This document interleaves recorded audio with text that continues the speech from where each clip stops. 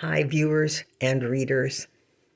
Today, I'm going to share a story I think is interesting because it sort of skates off of when I worked in particularly at Chase Manhattan Mortgage that became AKA Chase Home Finance during the period of time when I worked there from 2001 until 2004. The first part, either December 2003 or January 2004. They could not decide. It wasn't human resources. It was operations. Operations couldn't decide if I had quit or if they had fired me. They ended up sending a letter out, and I think it was in January of 2006, telling me I was fired. I was fired. Okay, so whatever. Gee, heartbreak. They owed me $27,000. I fired them, actually. So the thing was, when I was working there, and things got crazy. Like they were hiring used car salesmen. They hired the coffee deliverer as a loan officer. And I'm fairly certain that certain people who brought those people in cut a deal with management about the production. That they do that.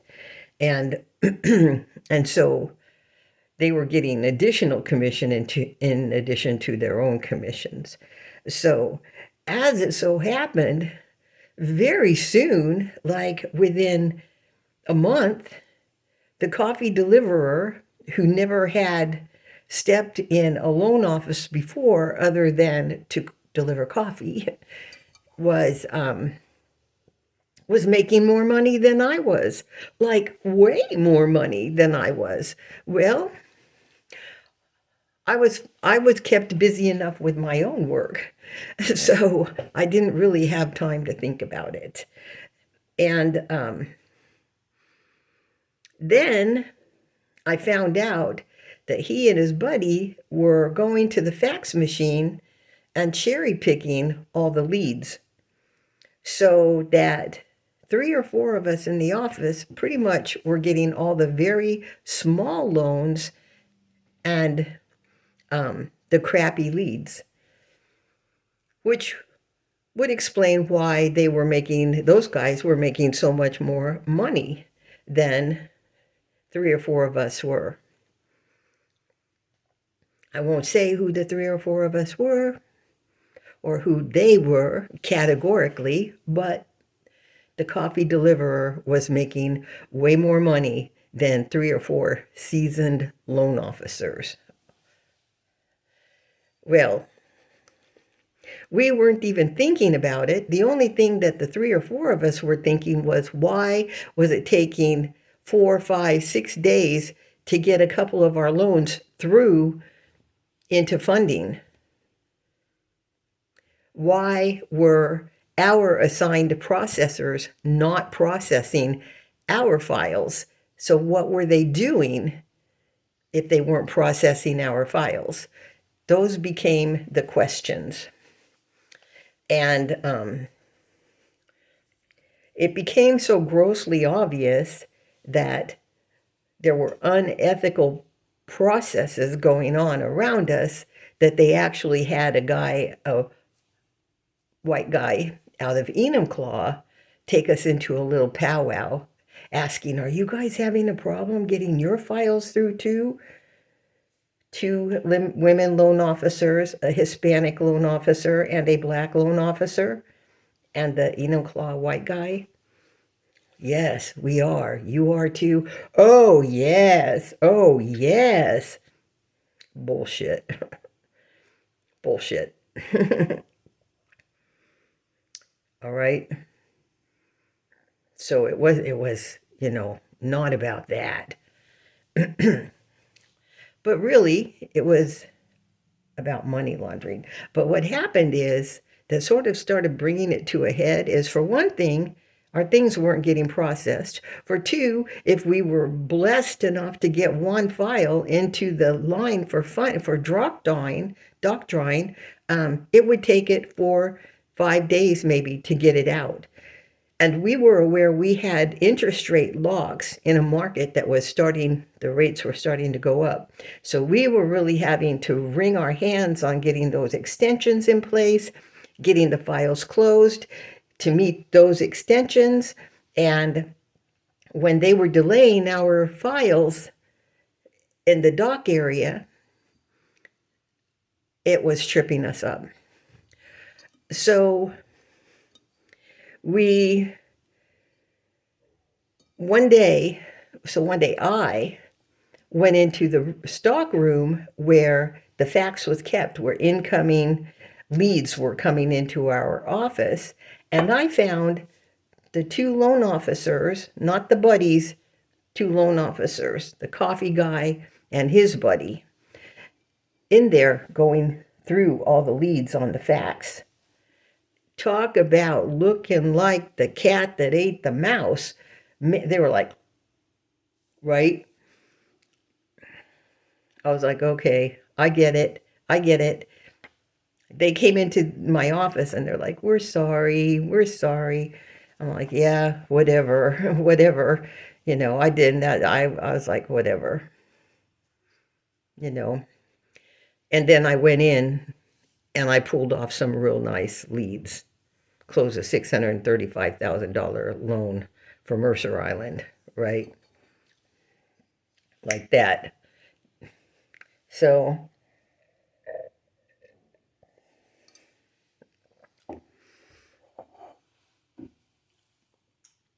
how unethical the behavior was in that office was disgusting. The reason I tell this story, I'm not going to get into finding out they were money launderers, finding out they were going to kill me when I made that EEO complaint that Mary Rose talked me into making. I'm not going to get into that. I'm going to say, last evening, I checked my mail. And I for some reason, I saved this kind of ad thing. And I looked at it, and come to find out, it was kind of like a wheel of fortune is what it said. And it was a open up kind of a mailing. And on it gave matches. If you match this, and this, they were peel off matches. So there was two sides and they had to match to win. So I peeled them off and $500,000 matched. I was like, I became beside myself sick. I mean, what I could do with $5,000 right now. I could put some repairs into the Ford. I could actually buy some shoes. I mean, I could go get a real haircut, maybe, probably not though. I would look at investing, what can I put $3,000 in?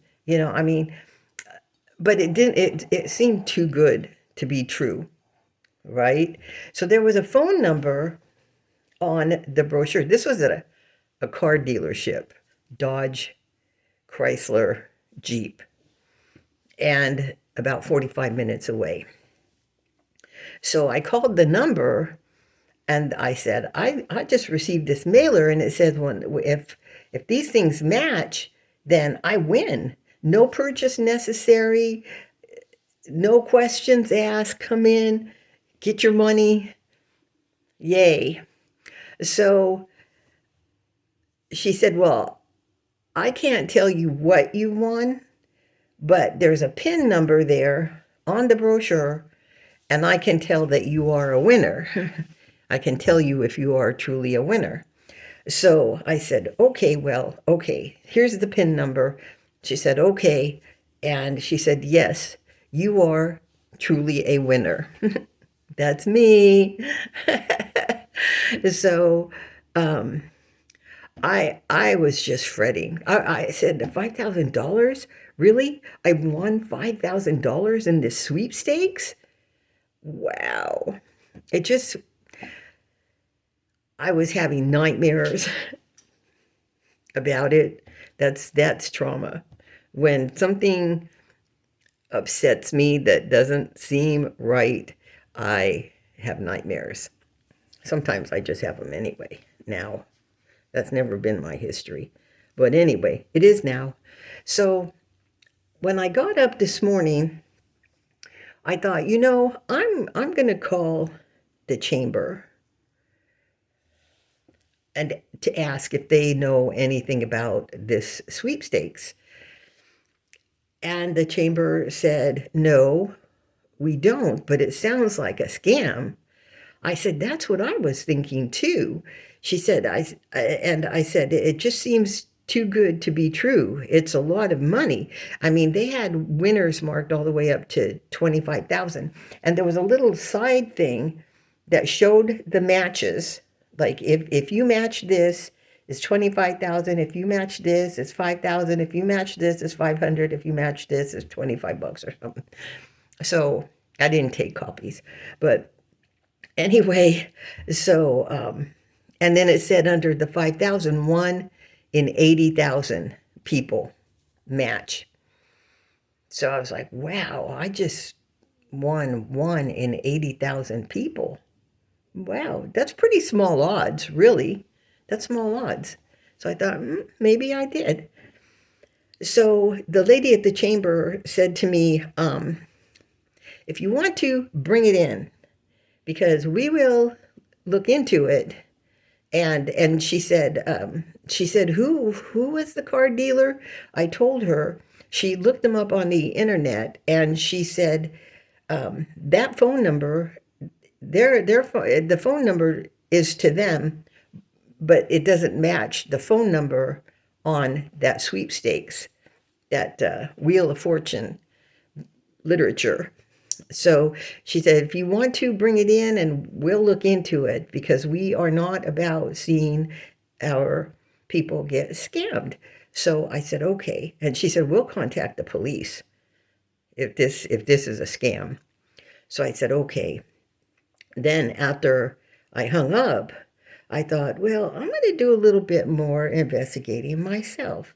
I investigated the phone number on the literature, and I found out it was a landline in Deering, Kansas.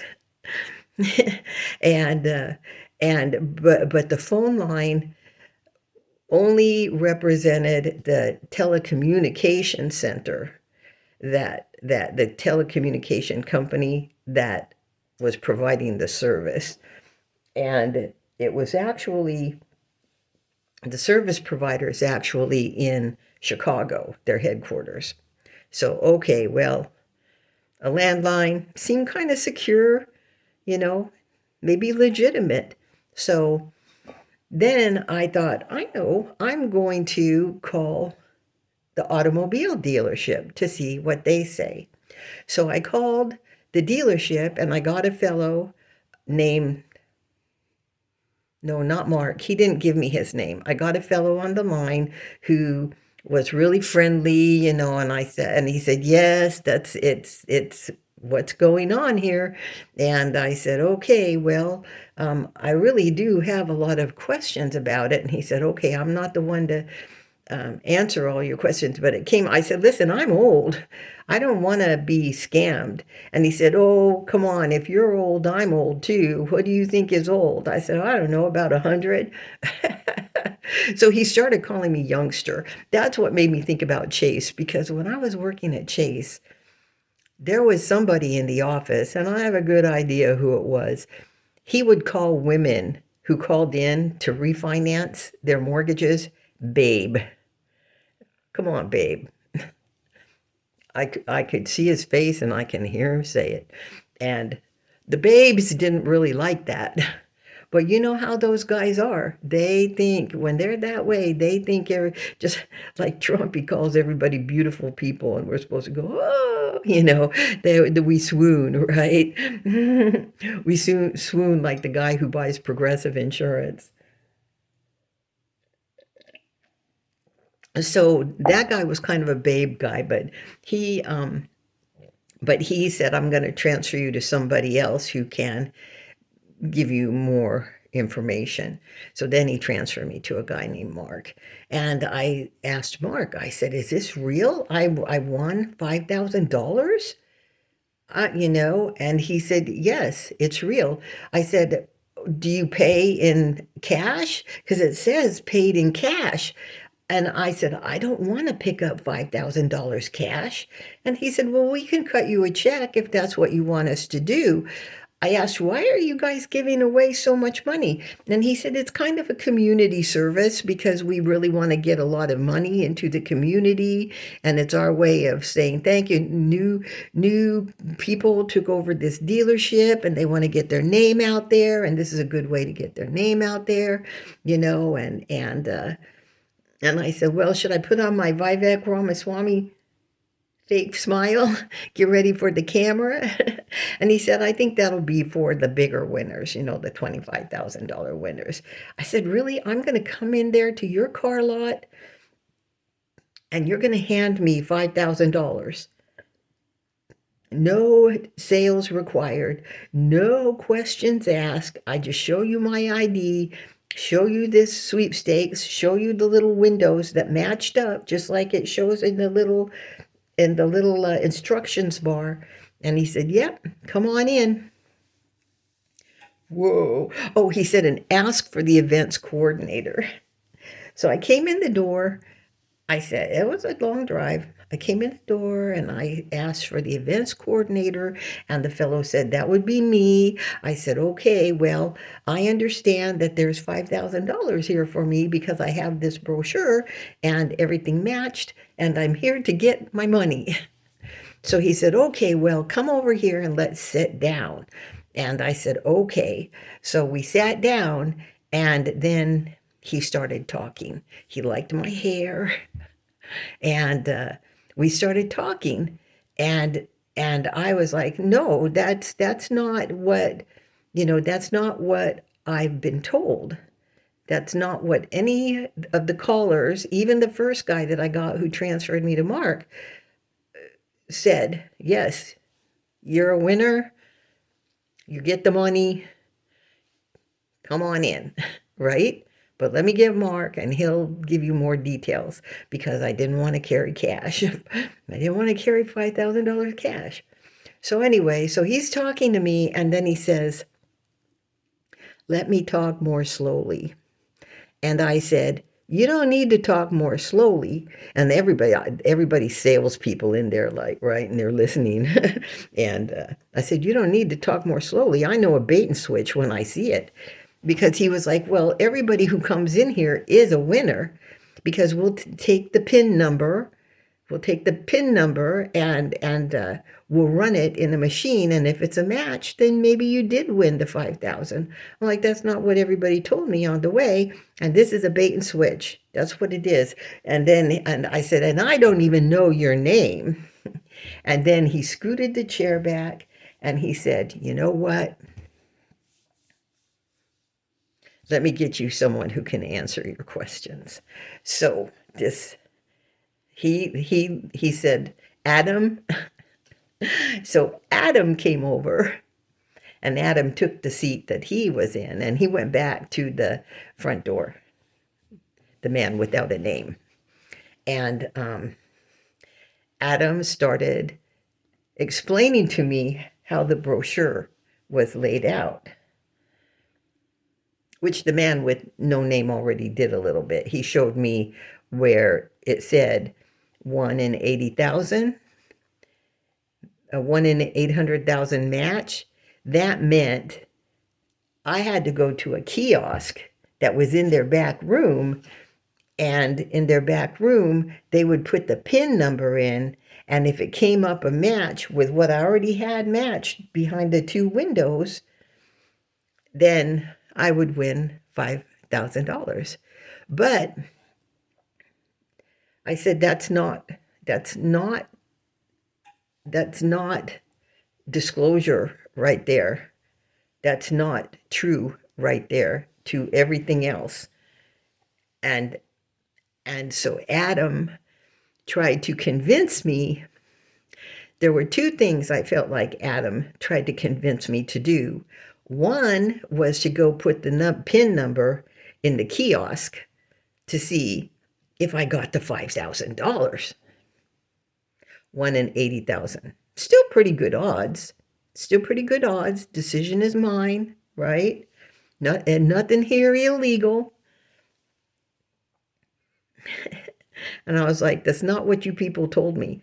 I made the drive all the way here as a winner of $5,000.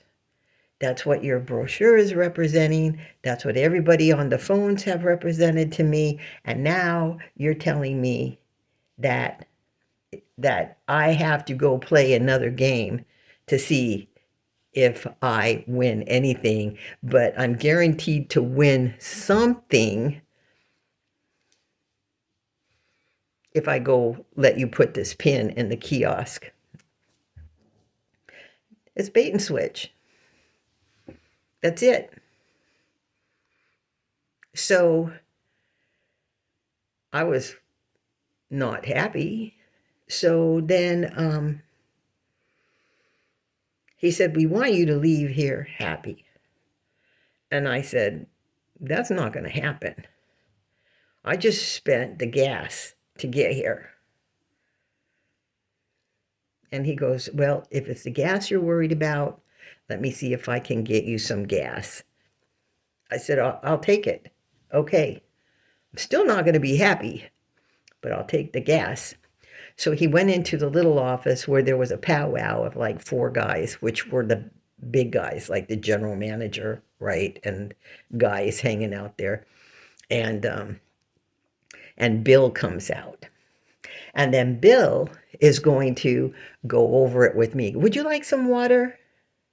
No, I have water. Thank you. I do. I carry it. No, thank you. I have water. I want gas. So he then again tried to get me to go into the back so they could enter my PIN into the kiosk and they could make me a winner. Again, make you another winner. Wait a minute. I just lost. I just lost $5,000. I'm not a winner here and drove here. So I realized one thing that they wanted to do was they wanted to get their hands on that brochure. That's a big thing right there. And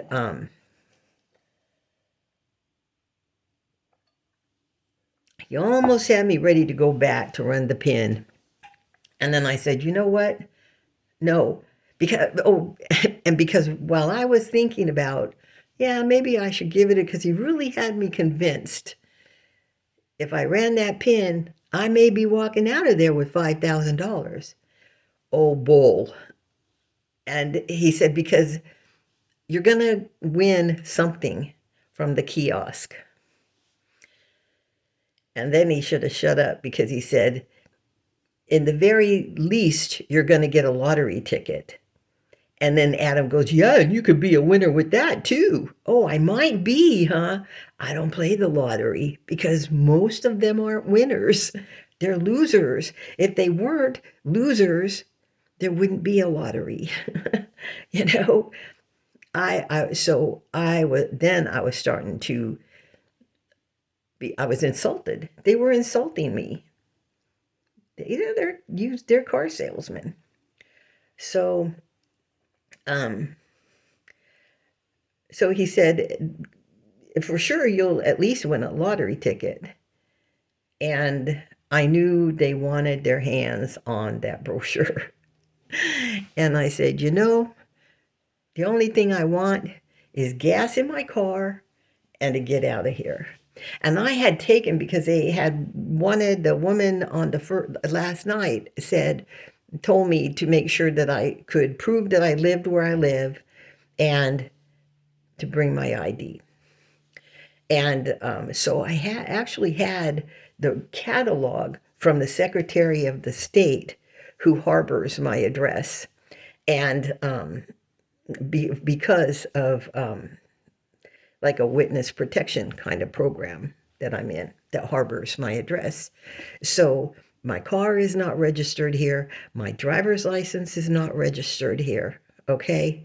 So my car and my address should not come up on any databases. Should not. I don't really check, you know. And so anyway, I started thinking, I'm pissing these people off. And these people are worse than mortgage loan officers, right? We're talking, yeah. So I'm thinking, and I had just been thinking last night, maybe it's time to get out of this little witness protection thing. Maybe I'm ready to toddle out into the great big world and not worry about it anymore. I really want to get back to my normal frame of mind. But suddenly I was really happy because okay, I said no. All they want is the gas and to leave. This has been a bait and switch. It's insulting. It's a bait and switch. And so he said, okay, we'll get one of your guys, Adam, get out there and get her some gas. So he said, okay. And I went out to my car. Well, on the way out the door, the first guy who met me there at the door went like this. And I said to him, if you make a sale, you want it to be the real deal, right? And he's like, what? I said it like 3 times. Anyway, I said, you were glad it was good for you to disappear when you did. They should not make people work under those conditions. You either have something to sell or you don't. You don't play games. And I told Bill, I said, listen, I was probably one of the only ethical loan officers, mortgage loan officers in this entire country. So you're not talking to, I know I don't look like it now, but you're not talking to an idiot here. Sort of an idiot, because he's like, that's just the way the country is now. Nobody, they don't like ethical people.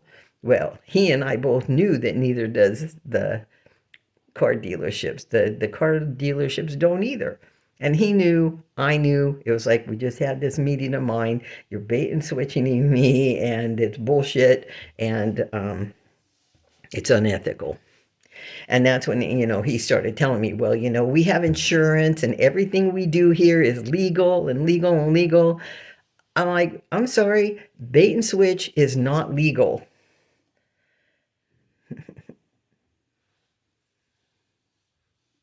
It's not legal. And I know a bait and switch. I know everybody skirts that. Everybody skirts it. And it's a bait and switch. And what really, so I went out to my car to wait for them to come tell me how they were going to get gas in it. And I thought, man, I can only imagine that they're in there right now running my plate. Right? Because Bill had asked me, are you from, I think Tiffin? Are you from Tiffin? Because, when I told him I was a mortgage loan officer, he goes, oh, where were you a mortgage loan officer? Thinking it's all friends. Like, it's none of your business. It doesn't matter. It doesn't matter where I was a mortgage loan officer.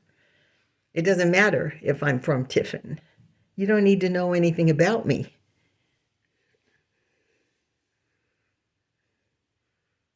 You just screwed me over, right? I didn't say that, but he knew. Come on. So anyway, that was my day. So I went out to the car and I said, I am glad my registration is not, it's registered with the Secretary of the State. And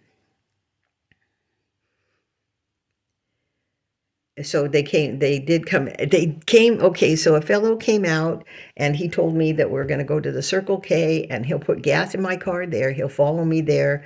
And so he went and he got the car and he followed me there. And he knew I didn't trust him. I just felt like all night I was kind of tossing and turning because I didn't want to leave the Ford in the parking lot of this dealership while I was in some inner room to have them do something to the Ford to make it not operate well, so that I would be sort of stuck. And I didn't, when he said that he would go put the gas in my car, I was like, I don't want something dropped into my gas tank.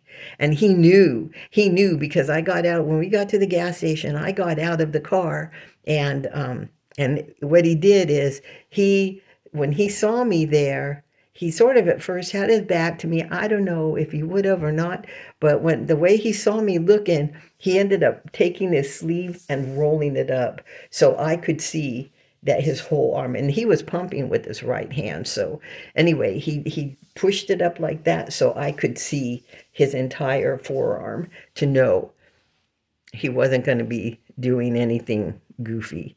And it was obvious. It was obvious.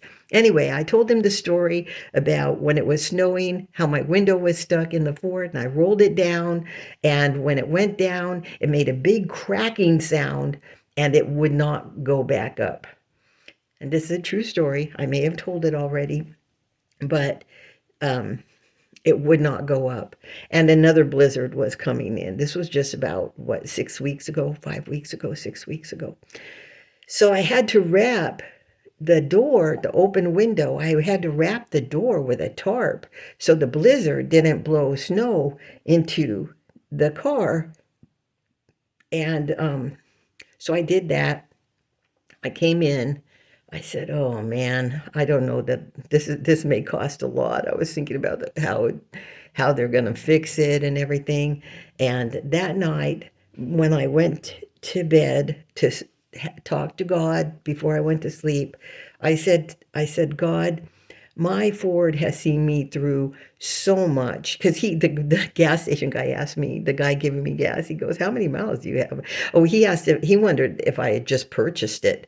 I said, no, I bought it brand new in 2002. He goes, how many miles on it? I said, over 350,000 miles. I told him about the book Mailman, where the mailman was delivering in the rural areas in his Ford, and the mailman said that he knew his Ford had a soul. And I said, my Ford has a soul. And I told him the story of when the window went down, it made a horrible cracking sound inside the door. It didn't go up. I wrapped it with tarp so that blizzard didn't go into it overnight. And when I went out in the morning, because I had to try to get it to a shop to see if they could get it fixed. But that night I said, God, the Ford does not deserve this. It's been such a good car. Please don't make it drive all over town with its window stuck down. Please don't leave my Ford embarrassed like that. It doesn't deserve it. So, thank you, God. So I got up in the morning and I went out and unwrapped the door. And of course, I was going to try to put the window up again. I didn't have to. The window was up. When I removed the tarp, the window was up. Overnight, the window went up. I said, thank you, God. I told this fellow from the car lot who was gassing up my car the story, and he was like, yeah, that's a good story. Wow, that's God. That's a miracle. And I told him, I said, I haven't really known that for my whole life. I have not known that. I've only started getting to see these things within about the past 3 months. And it's very, very cool. I wish I would have known my whole life. I didn't know. But I appreciate it. And I thought about, okay, what am I going to do about this bait and switch situation? Because I told them, I said, I've already talked to the chamber and I've talked to the police. They're like, whoa, the police? They were a little bit not happy about that, which made me that much more happier that my car is not registered with my address. It's registered at the Secretary of the States. And anyway, I thought, I'm going to take it to the chamber. That's the lady who wanted to see more about it. And so when I went to the chamber, and they were all within a few blocks of each other. So I went to the chamber and I left. She asked me if she could take. I told her, the story. What really made me unhappy is that I live in a building of disabled and elderly, and a lot of these people would have read that the same way that I was, and they're vulnerable. They're very vulnerable. I'm not in my normal life, my pre-drugged and mind-fucked into oblivion life, I was not vulnerable. So it felt pretty good. But the people here, there's many. Some are kind of autistic, but vulnerable, a vulnerable kind of autism. And I said, this building is known to house vulnerable people. And they sent specifically to the apartments in this building. And so I'm not worried about myself. I think if my plate was registered at this address, I would have been a little bit nervous. And I know that the guy who pumped up my gas knew or felt that I was thinking they were going to do something. They had plans to harm me. I'm sure he's seen a lot himself, being in the service end that he came from. So so anyway, I told the lady at the chamber, I know that the head of their department schmoozes with all those people, the Rotary, and that she'll know what to say to this new operation in town to get the message to them that bait and switch isn't going to fly. So that was, hopefully, that was number one to put them on the radar. An operation, I'm sorry, I owed it to the community to put them on the radar. I didn't make a complaint. You know what I mean? I just said, and she looked at it and she was like, yeah. But she also knows that the head of the department is a schmoozer. She's all about the chamber is all about the business in the community. I know. I used to be in those circles. I know. So, but I wasn't out there to close the business down. This is the way I do it. I wasn't there to have them arrested or make a true bait and switch complaint against them, which they would have deserved. They would have deserved. And they kept thinking that they were going to be able to schmooze me. And they thought they were going to get their hands on that brochure because it was the evidence. And they don't know. I could have been recording them. So, yeah. And that just leaves me with this about the Rotary. The Rotary was used against me by Multicare.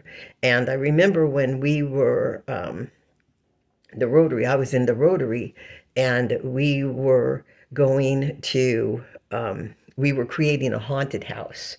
So I was looking for, I was the committee for getting supplies from different businesses, from the rental companies to provide us with the lift so we could get up, and the tools and the supplies, and they were all really good. I had the list of the people who would help us, and multi-care was one of the people I wanted to ask, because I was assigned a room, and I was going to make a surgical room in the haunted house the physician was chopping up a patient. I'll tell about that. I'll probably just write about that later. There's a couple of small stories I want to write about versus speaking about them, but I remember when I asked that doctor if he knew who I should contact to get supplies for a haunted house, because for the Rotary, and he went like this. I mean, I saw like ding, ding, ding behind his eyes, the Rotary, the Rotary. Now, he wasn't thinking, oh, the Rotary, let's see if we can get the Rotary to help in something, or something. Like, he was knowing that he was going to be able to use the Rotary to promote his smear campaign. He was already smearing me. His family was already smearing me. So kind of that was the office visit that really made me start going, I'm not sure I want this guy for my doctor. I think that was probably one of our last patient-doctor visits, because he used the Rotary against me. He used Bob Bonacci, the jeweler, who was always happy to screw people over. So he screwed his wife over, I mean, and Bob Bonacci was spreading around that I was looking for wedding bands for the doctor. Yeah, I've already talked about that. What kind of horse manure is that? It was a Rotary that my employer hooked me up with, a Rotary guy who was part of the Des Moines Rotary. It was the Kent Rotary that Bonacci was part of. I think there were 3 Rotary clubs in Kent, but Bonacci was part of what I think was the Sunrise. And so he was spreading rumors. Already Sargent had been spreading rumors through them for Bonacci even to be interpreting my stop at his jewelry store, because they made custom jewelry. And Don liked custom jewelry. So I was looking at that. And then a couple years later, my employer partnered me with a Rotarian, Tom Ritter, and he was of the Des Moines Rotary. And Lori and I had gone to one of their meetings one time, and the head of their Rotary club, it was a smaller club, he said to anybody want to take on a pro bono job? All the lawyers in there went, no. And they did not like me. They did not like me there. And we were selling raffle tickets for like nothing, and they were acting like we were poison. So anyway, at my employers, they put Tom Ritter on as my partner, and Tom was letting me know that he saw me going into the wine shop in Des Moines. Like, it didn't have this guy was a Catholic with like 15 mini hymns, well, at least 5 mini hymns, and totally like not a mind meld with me as a partner. And they only put him in charge of me, I think, as an intimidation thing, to make me feel like crap. And he did make me feel like crap. He would call me into meetings all the way, that scar, that fascia scar. He would call me into meetings. I lived in Kent, and he would call me into meetings in Kirkland at like 7 o'clock in the morning, which I shouldn't even have been working up there. I should not have been working up there. It was too big of a drive for me, having to drive all over the state for the credit unions. But they wanted to take my credit union business, is what they wanted. And Tom was all about showing off his privilege, but whatever. I was probably the most ethical loan officer in the entire country. So, let me go my Vivek smile. So yeah, it took me back. It took me back, but they'll, I hope the head of the chamber, and I wasn't quiet, so I'm sure the whole office could hear me. And I was like, you guys have set off on the wrong foot here, because I have a big mouth. But I didn't make a formal complaint. I think I did. That's just the way I handle things. Like, these people need to get the word. This is not cool to target a vulnerable market. The guy at the lot asked me, I think Bill did, "Are you in the market for a new car or for a different car?" I said, "No, I'm here for the 5,000 bucks." Anyway, that was my day. I told the lady at the chamber, I said, I think I've found my calling. This should be my job, going and fleshing out this kind of stuff and giving people warnings. Nobody needs to go to jail. Nobody needs to be arrested. They just need to clean it up. And the guy on my way out the door, he knew it. That's why he was like, you know, yeah, call it out. That's what it was. Everybody got to hear. Do it right or don't do it at all.